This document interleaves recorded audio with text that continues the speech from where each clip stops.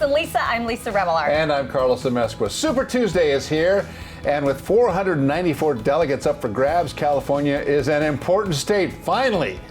All of the major Democrat candidates and even the president has made stops here in the last few weeks to shake hands, kiss babies, and you know what?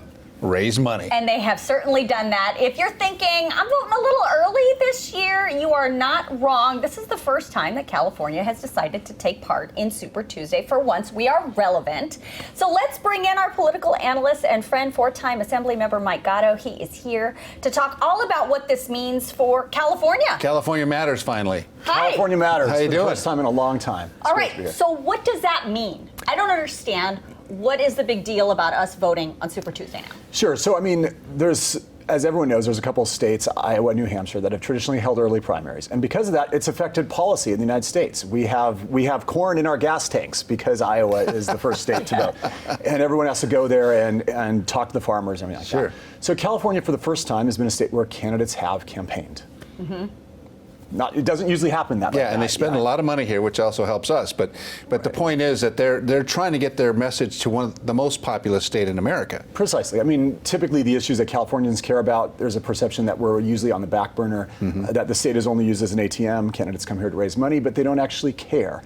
Now you have candidates looking you in the eye and saying, Carlos, I care. Yeah, and they're actually showing up. They are. And Bernie Sanders has been here, Elizabeth Warren's been here, Joe Biden several times, been here. So what does that mean, though, for the Democrat Party in California? Well, so I mean, there's a couple practical things and there's a couple philosophical things. Philosophically, I think it's going to move the party a little bit farther to the left, which has already happened. More left than we already are. I didn't know it was possible. Yeah. California is a state that traditionally is a little bit left of the nation, and because of that, because candidates are stumping for our delegates and our population, it's probably going to be part of the reason why the party has pulled left.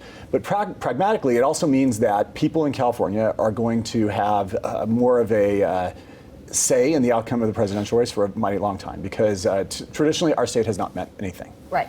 But we have a lot of other things going on besides the presidential campaign. So tell me about how that affects that part of the election. Well, so, I mean, look, the California Democratic Party has really crazy Byzantine rules for assigning delegates. There's a possibility, I've seen scenarios where Bernie Sanders could really take 85% of California's delegates under certain scenarios. We could also see turnout a little bit depressed tomorrow. There's a lot of Californians who are backing Pete Buttigieg. He's now dropped out. We also have, obviously, the coronavirus. There's people who are tweeting, oh my God, there's someone coughing at my polling place. I'm not going to go vote. Wow, that's crazy. So we could I see never thought about that. We could see a slight depression of turnout. Well, I know that our Secretary of State was saying that he was expecting a high voter turnout for this primary because it's a Super Tuesday primary, and so now you're thinking maybe not? No, I know we do a lot of early voting here. Yeah, I mean, look, turnout's still going to be historically high by any metric. It's going to be a very, very aggressive vote on the Democratic side because there's a contested race. But that being said, recent developments will probably bump turnout down a couple percentage points from what people thought it would be. Now, one of the things that California, the other hit that California takes is that our voters are apathetic, that they don't turn out. Good weather, bad weather, it doesn't matter. Traditionally, California voters just don't care. You think things have changed a little bit?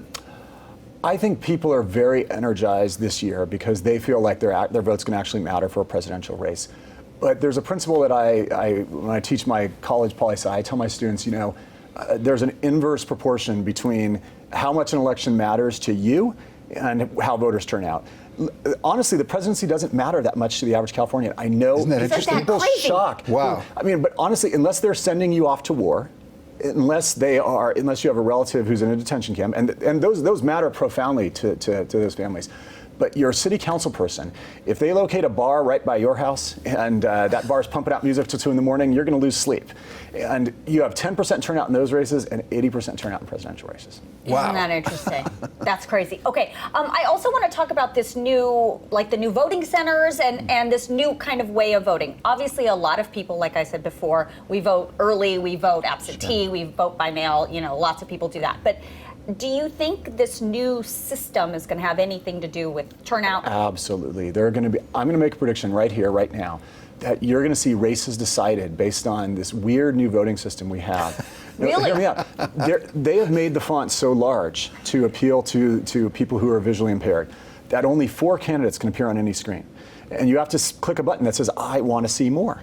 So when you get to a down ballot, you boy. go there, you're really excited to vote for your presidential race, and you go through it, you're going through all the stuff, and then you finally get to the last one on the screen, and you don't know anything about this race, and you're like, I'm a Democrat, I'm going to vote for the Democrat. You might not realize that the next page has more. There are more Democrats. And there have been very prominent members of Congress, like Ted Lieu, who has said, hey, listen, I'm on page 2. And there's another Democrat on page 1, and I'm worried that people are not going to get to my name, and therefore either my turnout's going to be lower, or I might lose the race. There's going to be a lawsuit over that.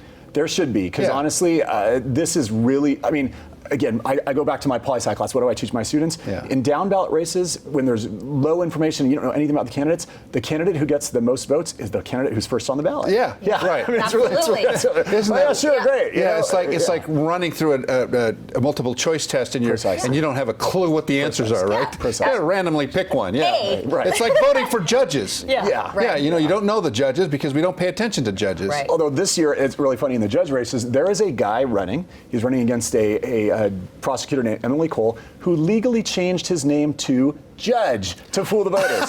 So yes, so it makes it even more complicated, and you're going to be going through. Here's a guy with the name Judge, like the actor from the '80s who's in Breakfast Club, whatever. Yeah. Oh my God. Yeah. So you look at this, it says Judge so and so so and so. It's like I'll vote for the judge. Brilliant. No plug, but don't So do Joe that. Biden changes his name to president. He's in. There you go. Speaking of Joe Biden, let's just kind of wrap up on this. I just want to know your prediction for presidential. What do you think's going to happen? Who's going to win in the state of California? In California, Bernie Sanders is going to win the Democratic primary for sure. I think Biden will make it closer than most people are making it sound. But folks, this is the two-person race. We've talked about this months ago. Yeah. I think all of us agreed on this prediction. For a while, it was looking like we were wrong. No, there's all these X factors. But this is clearly a two-person race now. I got to ask you about this because look what happened to Bernie when Hillary was running. Yeah. That was a mess. That turned into a mess. If Bernie becomes a threat to Joe Biden, is the Clinton machine going to back Biden, or is the Clinton machine going to back Bernie Sanders? So I don't know that the Clinton machine is that active so much anymore, but I think what you're talking about is the mainstream hardcore entrenched hardcore Democrats. They're going to back Biden. Bernie's going to stay until the bitter end. I wish I could predict anything other than the chaos we had last time, but that's what it's looking like. Wow. That's going to be fun to watch. It is. So we will be watching it all. Mike, thank you for your time and your expertise in this. course, We great to be appreciate here. it. Go out and vote. That's the big thing. Yes. Can't complain unless you vote. We matter this time. Yes.